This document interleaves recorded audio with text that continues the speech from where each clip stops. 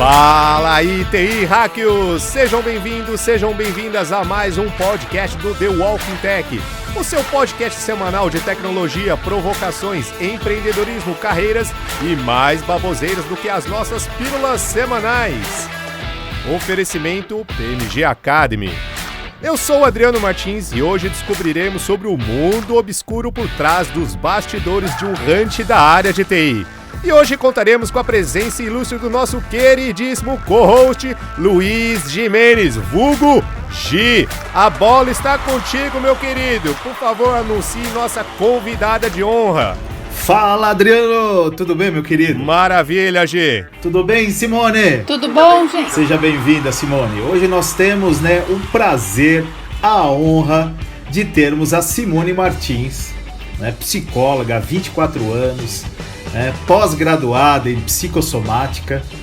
Ela é head e mentora de carreiras e também é a CEO da PMG Vagas e também responsável pela parte de RH da PMG Academy. Correto, Simone? Falei certinho? Falou certinho. Gostei dos 24 anos. É de carreira, né? Não, é de idade, é a né? idade. É isso daí. Não, mas parece, viu? Com todo respeito, parece, né? Parece pela que você tem 24 anos. Muito pela obrigada. Voz, né, Adriano? Parece, né? Muito obrigada. Pela voz ficou parecido. Simone, então é o seguinte, a gente trouxe aqui algumas inquietações que nós temos com relação a esse mundo aí de RH, digamos assim, de recrutamento, seleção, o famoso RS, que é a palavrinha da moda agora, A gente gosta dessas palavrinhas da moda, essas modinhas aí, Adriano? O Adriano curte pra caramba, Adora essas modinhas. É mais um jargão pra gente não entender nada do que significa. Pois é, Si. Então seja bem-vinda. É uma honra para nós aqui ter uma especialista no assunto para discutir essas nossas inquietações com os nossos caríssimos ouvintes aí da PMG. Legal? Então vamos lá. Para a gente começar, para esquentar aí, eu tenho algumas dúvidas com relação a esse processo de recrutamento e seleção. Então a primeira coisa, eu queria saber o seguinte: que características de um candidato que mais te chama a atenção? Isso serve para quem está buscando emprego agora, Então vamos imaginar o seguinte, o cara está buscando emprego, como é que ele pode ser visto, Simone? Quais as características que você olha nesse candidato? Bom, em primeiro lugar, eu que agradeço a oportunidade de estar aqui. E aí, respondendo essa questão dos candidatos, o candidato que chama mais atenção, depois da parte técnica, daquela parte do currículo que a gente olha e fala, nossa, encaixou, perfeito, preciso falar com essa pessoa, Aí quando você tá lá, cara a cara com o candidato, o que assim mais me chama atenção e que é o meu olhar acaba sendo muito, muito direcionado para isso, é a coerência e o bom senso. Coerência que eu digo é a coerência do como ele se apresenta no currículo e como ele se apresenta na entrevista. Porque às vezes a gente vê currículos maravilhosos, mirabolantes, super bem editados, super bem editorados, aquelas coisas bem, bem modernas. E aí você fala, uau! E aí quando você tá de cara com o candidato, aquela inovação toda não aparece, Ou então aquela coisa, aquelas palavras robustas, não aparece, não vem, Então, é a coerência. Eu diria que é a coerência, que eu também chamo aí de bom senso, A maneira de você se apresentar na escrita, pelo currículo, e a maneira de você se apresentar na entrevista. É uma coisa que para mim faz muita diferença. Simone, normalmente as pessoas se preocupam muito em ser aprovado no processo seletivo. Mas quais são aquelas coisas que normalmente o candidato faz que você reprova na hora? Que assim, é inadmissível o cara cometer esse tipo de erro numa entrevista. Quais seriam essas coisas que assim, não é permitido, senão tá fora, vaza do processo? Quais são? Pois é, aí quando a gente começa uma entrevista, até para quebrar um pouco o gelo, a gente conversa um pouquinho, tem aquela coisa das apresentações, E aí a gente começa, eu pelo menos começo um checklist ali da parte técnica, né, do hard skill, para ver se está aderente mesmo o currículo com a vaga, para ver se vale a pena a gente estabelecer ali uma relação de uma avaliação mais do perfil pessoal. Então, a primeira coisa que eu faço é sempre checar a parte técnica, né, a que a pessoa se candidatou. Então, quando isso já começa a ficar diferente, né, colocou lá no currículo que tem isso, experiência XYZ, e aí você começa a ver que aquilo era mais falácia do que falácia escrita, né, se é que isso existe. A gente começa a ver que está incoerente, aí começa a minguar, né? E aí, dependendo da desproporção disso, eu nem passo para a próxima etapa, que é a etapa de uma avaliação mais de perfil pessoal mesmo, né? Você consegue dar um exemplo? Um exemplo? Por exemplo, aconteceu uma vez, eu recebi um currículo que eu fiquei encantada com o currículo, né? Eu marquei a entrevista logo pro dia seguinte. Era de uma vaga na área de tecnologia. Então lá tinha todas as sopas de letrinhas que eu queria, que a vaga pedia. Inclusive certificação, todas aquelas qualificações que a gente sabe que dá destaque, né, para um perfil. Inglês. E aí, quando eu, ansiosa, né, falei, pronto, nem preciso de muitos outros currículos, porque eu tenho certeza que se essa pessoa aqui já tiver um perfil pessoal adequado, tecnicamente tá fechado. E aí, né, no dia seguinte, até que o discurso começou ok, e aí quando eu comecei a fazer um pouco mais de perguntas mais técnicas, me fala como foi esse projeto, e eu particularmente, por ter trabalhado muito com gente de TI, ter selecionado muita gente da área de tecnologia, eu não sei nada, assim, tecnicamente, mas eu entendo o que as coisas fazem, né? Então, às vezes o candidato acha que porque tá falando comigo, tá falando com a RH, o RH não vai saber falar um pouco da sopa de letrinhas, né? E aí se lasca, né? Porque tem algumas coisas que eu já consigo checar, que eu já consigo triar. Não preciso de um teste técnico para saber se a pessoa tá falando abobrinha ou não, né? E aí aconteceu isso, né? Então o cara discursava em cima de uma teoria que era só teoria. Quando eu comecei a fazer algumas perguntas, mas por exemplo, me falaram, né, que quando você vai fazer mexer em banco de dados, você precisa de um processo, como que é isso? E era uma vaga para a área de DBA. Então o cara se enroscou, ele acabou me deixando na mão, no vazio, né, porque ele não soube responder essa parte técnica. E aí eu nem fui para a parte da entrevista pessoal, porque se a pessoa começa ali se enrolar, né, isso já diz um pouquinho também do perfil pessoal. Uma outra questão de reprovação é quando a pessoa às vezes não consegue se apresentar, tá muito nervosa, você não consegue fechar uma imagem, né? Às vezes o que eu faço? Às vezes eu marco uma outra entrevista para ver se a pessoa se abre um pouquinho mais, né? Quando vale muito a pena o perfil, é um perfil mais escasso, é uma pessoa que você percebe que está se queimando só pelo nervosismo. Eu chego antes de reprovar, a agendar uma outra entrevista num outro momento, porque às vezes é só um dia ruim, né? Então isso também é um fator reprovatório. A pessoa às vezes é maravilhosa, mas ela não consegue se apresentar, ela não consegue dizer quem ela é, né? Ô Si, oi. Pegando ainda dentro desse contexto aí, né, que você estava falando, né? Eu anotei aqui o que você falou com muita propriedade, coerência e bom senso, né? No currículo da pessoa, como é que o cara se apresenta? Você falou coerência e bom senso. Eu falei, pô, legal, bacana. Mas assim, como é que você localiza isso?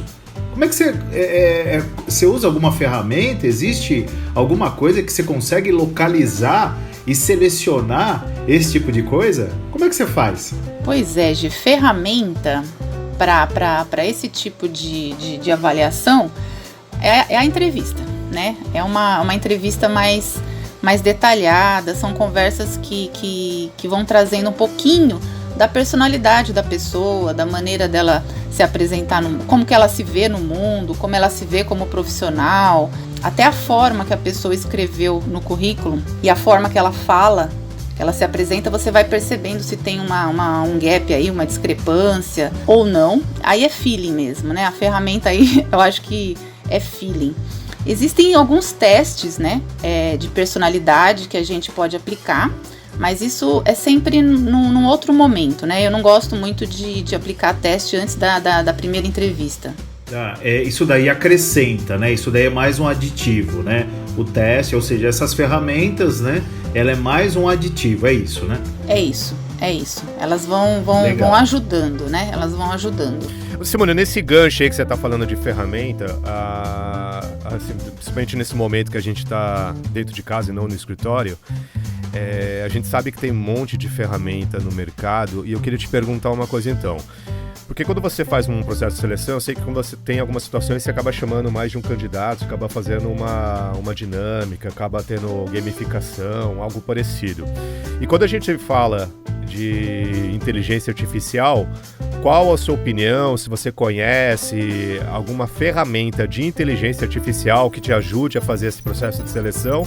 Ou também, até eu falei de gamificação, sobre gamificação também. Alguma ferramenta digital, você utiliza, conhece, como é que é? Eu não utilizo, ainda não cheguei a utilizar. O que eu sei é pelo que eu leio aí pelo mercado, né? Que eu vejo algumas empresas aplicando.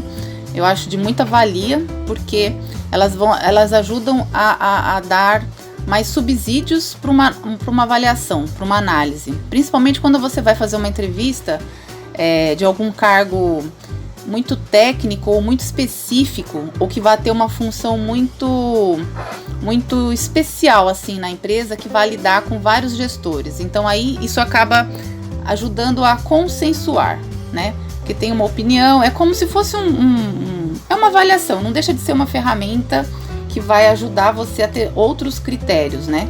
Legal, Si.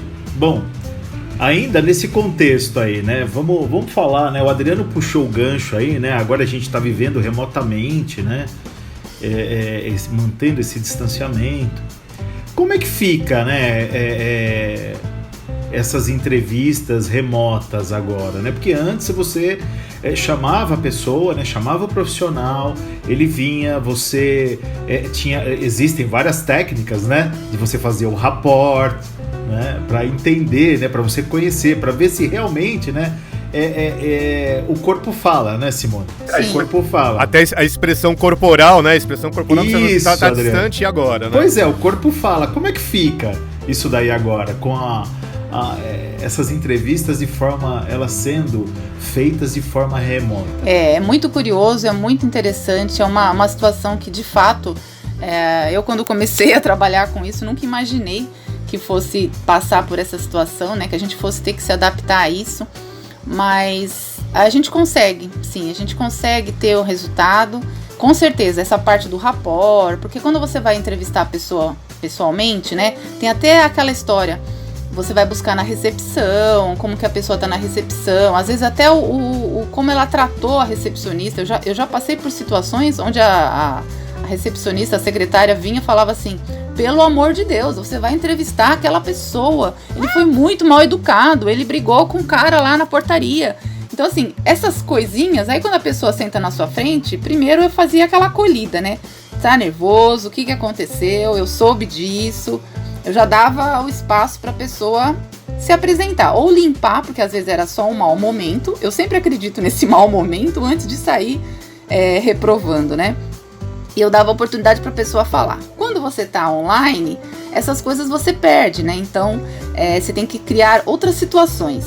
Por outro lado, eu vi nas minhas entrevistas que as pessoas ficam até mais à vontade. Porque tem a história da câmera, tem a história de que você tem o artifício de que a internet pode cair, de que a câmera pode desligar. A gente conta, né, com esses... o candidato conta com essas questões, né? Na hora do vamos ver, eu posso sumir daqui da entrevista, né? Então isso é uma questão, eu acho que mais inconsciente, mas já aconteceu comigo, de estar entrevistando e na hora que a entrevista aperta, a conexão cai, né? Eu não acho que seja a questão da conexão. Pois é, são coisas que acontecem. É isso que eu ia te falar, porque a internet, a gente sabe, né? Tem disso, né? A gente tem, isso acontece. No nosso podcast aqui, às vezes acontece também. Imagina você estar entrevistando o candidato, né? Você está no meio do raciocínio, né? Ele está tentando te mostrar, né? Ele está tentando se vender, aí cai a internet ou trava, né? Fica craquelado, que nem o Túlio diz, né? A gente fica com a imagem craquelada. Ô Gi, só fazer uma correção. Você falou que às vezes dá problema na internet. Não, às vezes não dá problema na internet. É verdade. É verdade, a gente tem muito problema com isso. Mas vamos lá. Deixa eu te perguntar, eu vou fazer uma pergunta assim, é muito simples, você vai me dar um número, de 0 a 10, qual é a importância da grafologia para você? Qual a importância de 0 a 10? Quando eu uso é 10. E agora, no modelo remoto, o que você faz para substituir a grafologia? Bom, eu adoro análise grafológica, é uma coisa que eu adoro, né? Então, foi uma das ferramentas aí, foi uma das formas que eu tive que adaptar. Como é que eu faço? Como é que eu fazia e como é que eu faço? Eu fazia que eu chegava para a pessoa, pedia para ela fazer a redação, fazer uma apresentação dela, né? Ela é interessante, eu sempre gostei de pedir uma apresentação pessoal, não profissional, pessoal, com lápis e papel branco, sulfite. E saía da sala e deixava a pessoa lá. Hoje, como é que eu faço? Eu peço, né? Depois, não é assim, chega pedindo, né?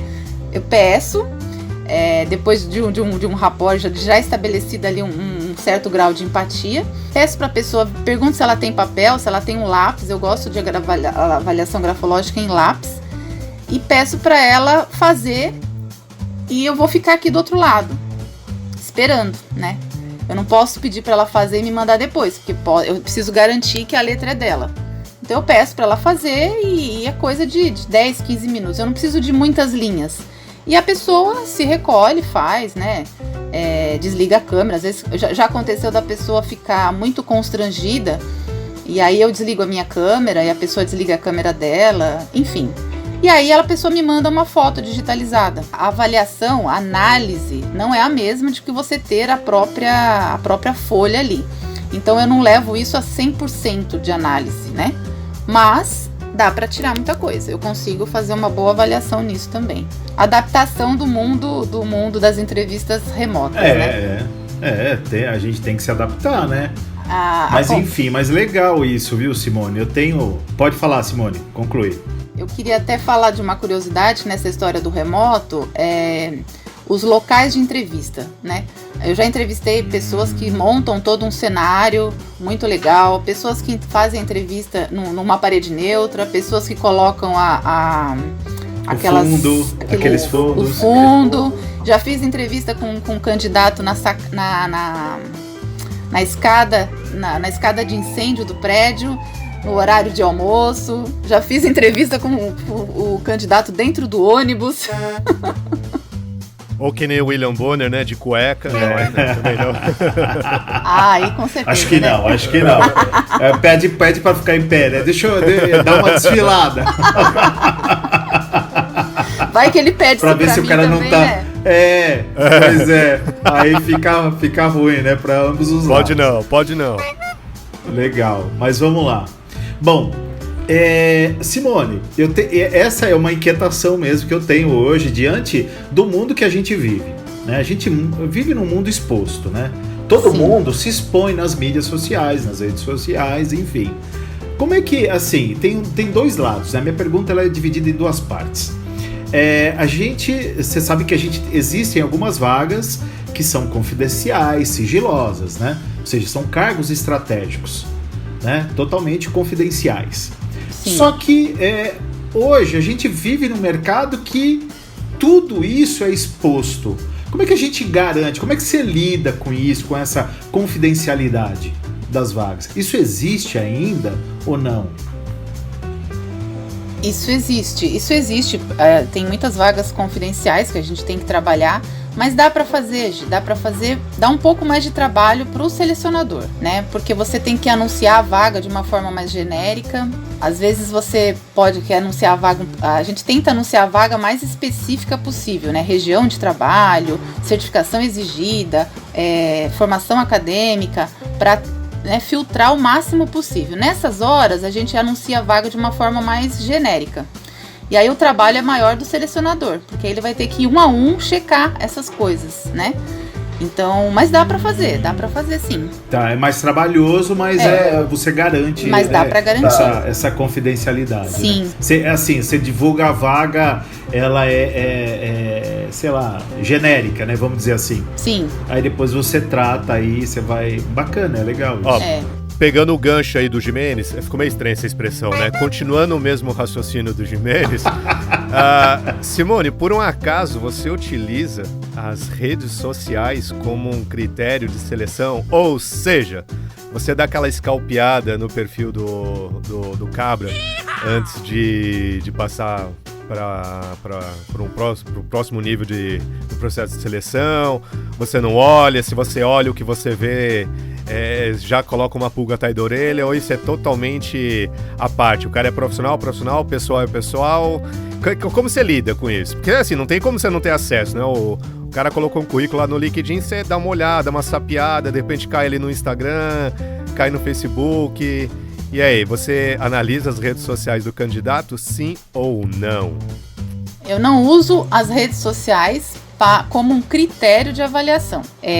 Serve de tira-teima ou de curiosidade em algum aspecto, e eu não faço isso antes da primeira conversa, porque eu não gosto de ter um preconceito mesmo, até porque a pessoa monta a imagem dela na rede social da maneira que ela quiser, não necessariamente a maneira que ela é. Então, eu gosto de... O LinkedIn não tem como, né? Porque, por exemplo, a gente usa muito o LinkedIn. Às vezes os candidatos anexam o currículo, em vez de anexar o currículo, eles anexam o endereço do LinkedIn, onde o perfil dele está bem estruturado. Então, aí você acaba vendo as relações, quem você tem em comum. Mas ir para outras redes sociais mais pessoais... Eu quase não faço isso. Eu vou mesmo quando depois, no final do processo, ou o gestor da vaga, o requisitante me faz uma observação esquisita.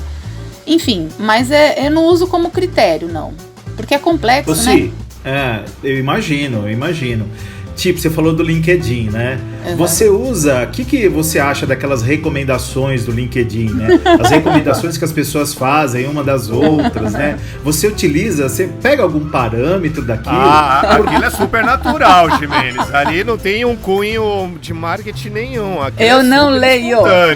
Eu tô perguntando pra especialista, né, cara? Olha lá. Eu não leio, eu não gasto tempo lendo isto. Legal. Bacana. Eu não leio. E assim, mudando agora um pouquinho, né, de o direcionamento aí. A gente tem percebido, né, um perfil, né, notado um perfil diferenciado desses altos executivos aí. Então eu queria confirmar com você, né, como é que tá esse nível? Você tem falado muito com essa galera, pessoal lá os executivos mesmo, você diria aqueles estratégicos, os altos executivos. CIS, né? Isso, o CFO, o CTO. O CX alguma coisa aí. Você entendeu? Eu sou o CNO da minha empresa. Eu sou o Chief Nerd Office. Mas enfim, eu sou da minha empresa. Mas enfim, como é que você tem lidado? O que você tem percebido de diferencial no perfil desses caras aí, dos altos executivos? O que eles têm, assim, tido como algo de destaque? Sei lá, estão preocupados com a economia, estão preocupados com a ecologia, com o mundo, com o meio ambiente, enfim, o que você vê? Olha, Gi, como eu trabalho e já trabalhei muito em segmentos diversificados, o que eu noto, que eu constato assim, né, na minha prática, é que depende muito do segmento. Uma coisa é você falar de alto executivo de banco, outra coisa é você falar de alto executivo de empresas de tecnologia, outra coisa é alto executivo de marketing. Então tem uma diferenciação, são personas diferentes. Banco é banco. Engenharia é engenharia desde sempre. Eu não percebi uma mudança do perfil, né? São pessoas mais que acumulam muitos títulos, né? São pessoas que acumulam muitos certificados de especialização, que acaba tendo uma cultura geral mais ampla, pessoas que falam mais de um idioma, muitas vezes mais que 2 idiomas, que tem contatos, né, com pessoas de vários outros lugares do mundo, Tô falando aí banco, telecom, aí sim a gente mantém. Para mim não mudou muito. O que eu vejo hoje nesse segmento não mudou muito de 20 anos atrás, por exemplo. Agora, marketing, administração, tecnologia mudou bastante. Então, antes era tudo um padrão de um CIO, um executivo. Você tinha aquela imagem do terno e gravata, um MBA. Né? Hoje não, hoje muda bastante. A área de tecnologia muda bastante, a área de marketing muda bastante. A gente tem percebido isso, que assim, o CIO, né?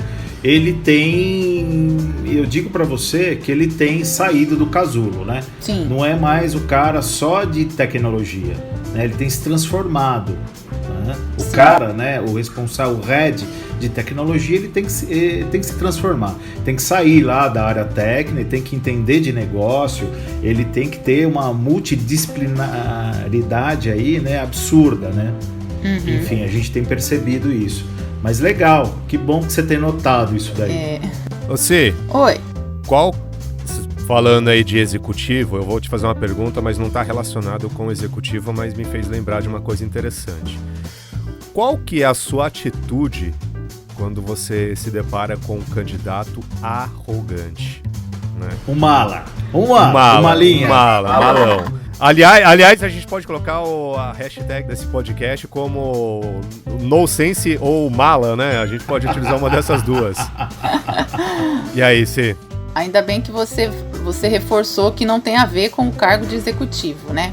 Porque isso é uma coisa que existe, né? É um executivo, logo é uma pessoa arrogante. Isso não é verdade, muito pelo contrário. A gente vê muitos auto-executivos, muitas pessoas com muita bala na agulha, com assim, aquele perfil que você fala, nossa, quando eu crescer quero ser como, ou então quando meu filho crescer quero que seja igual. E super simples, pessoas muito acessíveis, muito cultas, que fazem trabalhos assim sociais maravilhosos, que tem um lado humanitário. A gente vê muito isso, né? E eu fico muito feliz com esse tipo de constatação. Agora, a arrogância realmente ela tá, né?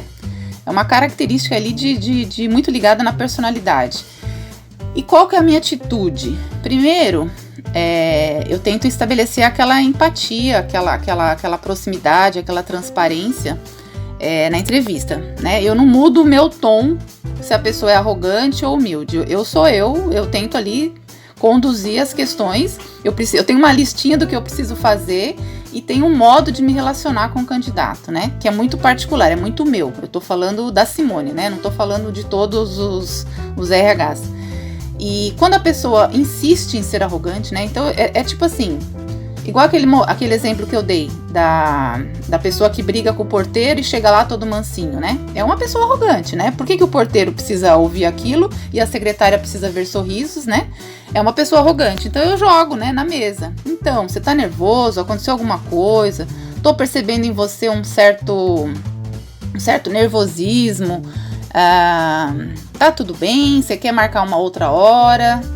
Não, por quê, né? Se a arrogância continua, eu falo assim, não, porque eu tô sentindo você um pouquinho na defensiva, uma certa arrogância. Eu queria fazer uma entrevista aqui, transparente. Eu, de fato, gostaria de conhecer o seu perfil. Vamos lá? Se a pessoa vem, perfeito. A pessoa vira assim, não, o meu perfil é esse mesmo, porque eu sou bom demais. Né? Agora, se a pessoa não vem, aí é menos de 5 minutos, né? Porque aí se dá um jeito, muito obrigada, blá, blá. Mas assim, a gente tem que lidar, né? O que você não pode é entrar no jogo, né? Você não pode se sentir humilhado, você não pode se sentir incomodado. Você tem que estar ciente do seu papel como entrevistador, como selecionador. E nada vai abalar, nem um arrogante, nem uma pessoa muito humilde, enfim. É assim que eu lido. Não, legal, Cí, muito bom. Olha, um bate-papo sensacional. Eu acho que esclareceu bastante coisa. Já acabou. A gente tem tempo aqui, né, Adriano? Pode ser o 2, a gente pode gravar um segundo. Eu vou deixar meu convite vários pra Simone episódios, aqui. Porque é assim, o papo rende, né? Foi muito gratificante, foi muito esclarecedor. Pra mim foi muito bom, Adriano. Maravilha, não, também para mim foi ótimo. Simone, agradeço o seu tempo. Gi, agradeço também a participação, a tua presença aqui é sempre sensacional. E a gente vai ficando por aqui. Obrigado por nos ouvir até aqui. Meu nome é Adriano Martins. Eu sou o Jimenez. Até o próximo episódio do podcast semanal do The Walking Tech, patrocinado pela PMG Academy. Falou, TI Hackios!